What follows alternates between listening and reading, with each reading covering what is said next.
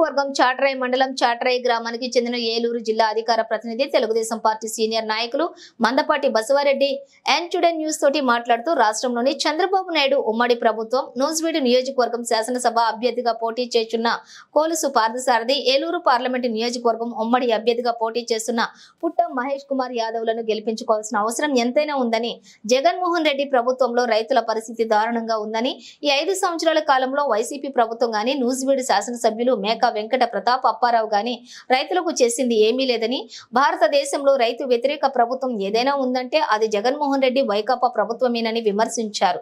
రాష్ట్రం అభివృద్ధి చెందాలన్నా, రైతులు సుభిక్షంగా ఉండాలన్నా, చింతలపూడి ఎత్తిపోతల పథకం పూర్తి కావాలన్నా రాష్ట్రంలోని చంద్రబాబు నాయుడు ఉమ్మడి ప్రభుత్వం నూజివీడులోని కొలుకు పార్థసారథులు ఏలూరు ఎంపీగా పుట్ట మహేష్ కుమార్ యాదవ్లను భారీ మెజారిటీతో గెలిపించుకోవాలని ప్రజలను కోరారు. 3 సార్లు ఎమ్మెల్యేగా చేసి 3 సార్లు మంత్రిగా చేసిన అనుభవం ఉంది. ఆ అనుభవంతో నూజివీడు నియోజకవర్గంలో ఎనలేని నిధులు తీసుకొచ్చి తెలుగుదేశం ప్రభుత్వం అధికారంలోకి వచ్చిన తర్వాత ఎనలేని నిధులు తీసుకొచ్చి చింతలపూడి ఎత్తిపోతల పథకాన్ని కాకుండా వ్యవసాయ రంగానికి భారీగా ఆయన తన సమయాన్ని కేటాయించి ఈ నియోజకవర్గానికి ఎక్కువ నిధులు తీసుకురావడం కోసం నిరంతరం కృషి చేస్తారని తెలియజేస్తున్నాం. అట్లాగే ఆయన ప్రతి మీటింగ్లో కూడా మొదటి మాటగా చెప్పింది చింతలపూడి ఎత్తిపోతల పథకాన్ని నా కాలంలో పూర్తి పనిచేసి ప్రతి గ్రామానికి కూడా చెరువుని సాగర్ జలాలతోటి కానీ గోదావరి జలాలతోటి కానీ నింపడం కోసం నా ప్రథమ కర్తవ్యంగా భావిస్తానని చెప్పారు. అందుకు నేను అందరూ కూడా చాలా సంతోషంగా గర్వంగా చెప్తున్నాను. నూజివీడు నియోజకవర్గ ఉమ్మడి అభ్యర్థిగా కొలుసు పార్థసారథి గారు గెలిచినట్లయితే వారి ద్వారా మీరు చాట్రాయి మండలానికి చేయించే మొట్టమొదటి పనులు ఏమన్నా ఉంటే చెప్పండి. పార్థసారథి గారు గెలిచిన తర్వాత మొట్టమొదటి చేయాల్సిన పనులు ఈ నియోజకవర్గంలో ఆయన ప్రతి గ్రామం టచ్ చేశారు. పూర్తి అవగాహన వచ్చింది. మొట్టమొదటిది చింతలపూడి ఎత్తిపోతల పథకం ప్రథమ ప్రాధాన్యతగా తీసుకుంటారు.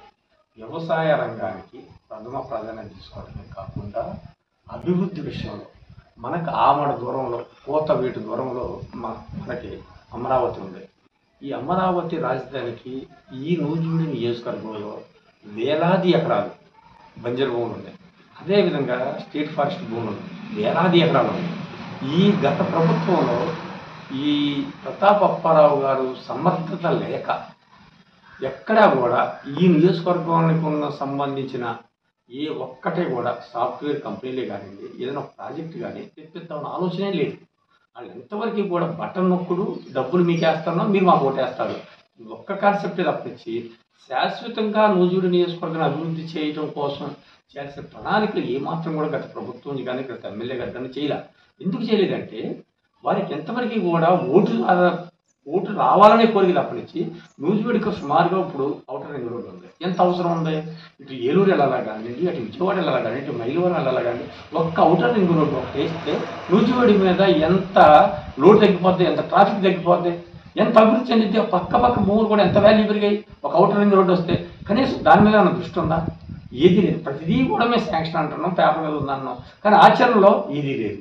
అట్లాగే అమరావతి, జగన్మోహన్ రెడ్డి తెలుగుదేశం పార్టీ ఏర్పాటు చేసిన అమరావతిని ఇక్కడ రద్దు చేసేసి 3 రాజధానులు ఏర్పాటు చేసి ఇక్కడ అమరావతిని ఒక శాసన రాజధానిగా ఉంచుతానంటున్నాడే, ఆ మాత్రం నువ్వు నాకు ఎంతో ఇష్టడు రాజశేఖర రెడ్డి గారు, ఎంతో ఇష్టడు జగన్మోహన్ రెడ్డి గారు నువ్వు బయట చెప్పుకోవడమే కానీ ఆ ఇష్టత ఎక్కడ చూపించావు నువ్వు పనులలో? ఆ ఇష్టత తీసుకొచ్చినప్పుడు కాట్రేనిపాడు ఉంది, సుమారుగా 2000 ఎకరాల ఫారెస్ట్ ఉంది. అక్కడ ఎంత పెద్ద ప్రాజెక్టు తెచ్చుకోవచ్చు. ఇటు గుంటూరు కాడ నుంచి ఏలూరు గంటకి ఒక ఔటర్ రింగ్ రోడ్ వేస్తే ఇదే పెద్ద రాజధాని అయిపోయేది కదా. నూజివీడు నియోజకవర్గంలో ఎన్ని వేల ఎకరాలు ఉన్నాయి. నువ్వు ఏదర కానించి మొదలేసి ఆకుపల్లి మీదుగా ఇటు కాచేరపాడు మీదుగా ఇటు గుంటూరు వరకే సుమారుగా ఇప్పుడు గ్రీన్ఫీల్డ్ హైవే వేసిన రోడ్లో నుంచి ఈ విధంగా తీసుకొని ఒక ఔటర్ రింగ్ రోడ్డు గారికి ఈ విధంగా ఏలూరు గారికి వేయాల్సి వస్తే ఎంత అభివృద్ధి చెందింది నీ నూజివీడు నియోజకవర్గం? ఎంత అభివృద్ధి చెందింది నువ్వు ఎమ్మెల్యే ఉన్నప్పుడు? కనీసం ఒక బీజమన్నా నాటావా? ఏది నాట్లా. అదే శారద గారు గెలిస్తే ఆయన అభివృద్ధి లక్ష్యం అంటే ఫస్ట్ వ్యవసాయాంగంలో పేద ప్రజలు రైతాంగం ఉన్న ఏరియా కాబట్టి మొట్టమొదటి కాన్సెప్ట్ చింతలపూడి ఎత్తిపోతల పథకం. ఆ తర్వాత ఈ చింతలపూడి ఎత్తిపోతల పథకం ద్వారా లిఫ్ట్ ఇరిగేషన్ స్కీమ్స్ ఏర్పాటు చేసి, ఎందుకంటే మెట్ట గ్రామాలైన మా మండలం చాట్రాయి మండలం ఉంది ఉదాహరణకి, సరుబండకి వెళ్ళావు నీళ్ళు, నరసరావుపాలెంకి వెళ్ళావు, అట్లాగే చిన్నంపేటకి వెళ్ళావు, అట్లాగే మనకు ఆరుగులపేటకి వెళ్ళావు, చిత్తపూరికి వెళ్ళావు. ఇది శాశ్వతమైన ఆలోచన ఉందా మీకు?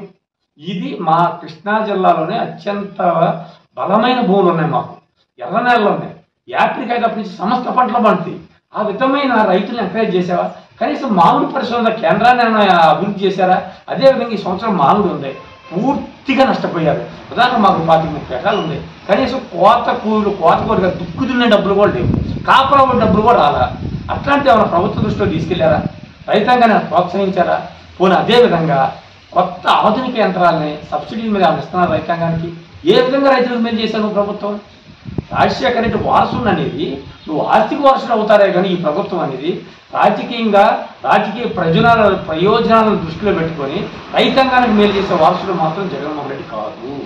ఆయనకి ఏమైనా ఆస్తులు ఉంటే దానికి మాత్రమే వారసుడు. ఇది వాస్తవ సత్యం.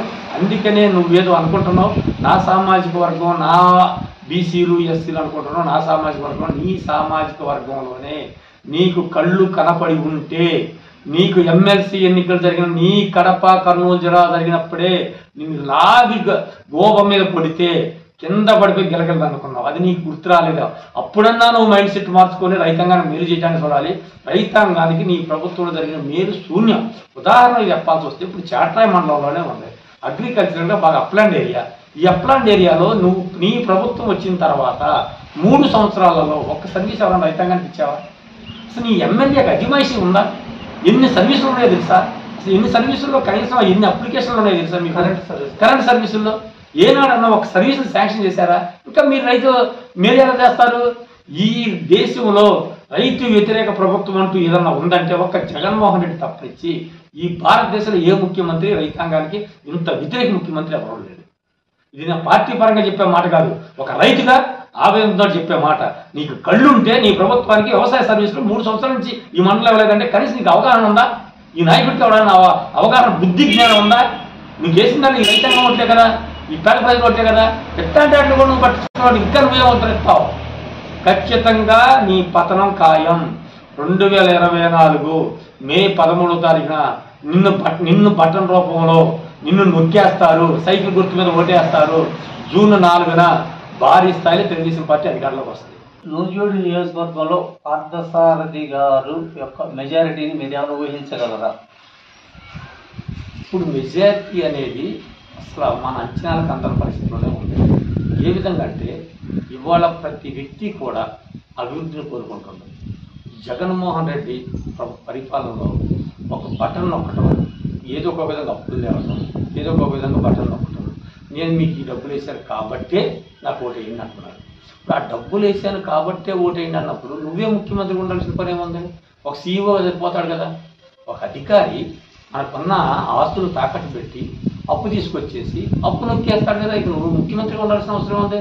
ముఖ్యమంత్రి అనేవాడు సంక్షేమ పథకాలు అమలు చేయాలి, దాంతో పాటుగా అభివృద్ధిని కూడా క్రోడీకరించి రాష్ట్రాన్ని అభివృద్ధి చేయాలి. రాష్ట్రాన్ని అభివృద్ధి చేస్తే దాని ద్వారాగా వచ్చే నిధులు కానివ్వండి, వచ్చే ట్యాక్సుల ద్వారాగా సంక్షేమ పథకాలు చేయాలి. ఆ విధంగా చేస్తే నాయకులు అంటారు. కానీ నేనేదో బటన్ నొక్కుతున్నా నాకు ఓట్లు వేయండి, నేను బటన్ నొక్కుతా మాకు ఓట్లు వేయండి అనే నిదానం అనేది అన్ని వర్గాలకి కూడా అసంతృప్తిగానే ఉన్నది. చాట్రాయి మండలంలో పార్థసారథి గారి గెలుపు కోసం మీరు చేస్తున్నటువంటి ప్రయత్నాలు తెలియజేయండి. తెలుగుదేశం పార్టీ ముఖ్యంగా చాట్రాయి మండలంలో ఆలోచిస్తే పార్థసారథి గారి నూజివీడు నియోజకవర్గం వచ్చిన తర్వాత నాయకులందరూ కూడా కొద్ది క్రమశిక్షణతోటి వారి గతంలో వ్యవహరించిన వ్యవహార శైలికి నాయకులు, మండల స్థాయి నాయకులు కానీ గ్రామ స్థాయి నాయకులు కానీ గతంలో ఏ విధంగా వ్యవహరించిన వ్యవహార శైలిని మార్చుకొని ఎవరి గ్రామాల్లో వాడి పరిపూర్ణంగా ఈ గ్రామంలో నేను మెజార్టీ తేవాలని ఉపనిక్షంగా పనిచేస్తున్నారు. ఆ పనిచేసిన ఫలితమే ఈ రోజున ఈ గ్రూపులు లేకుండా ఎవరి దారిన వాళ్ళు తెలుగుదేశం పార్టీ గెలుపు కోసం, పార్థసారథి గారిని ఎమ్మెల్యే గెలుపు కోసం అందరూ కృషి చేస్తారు.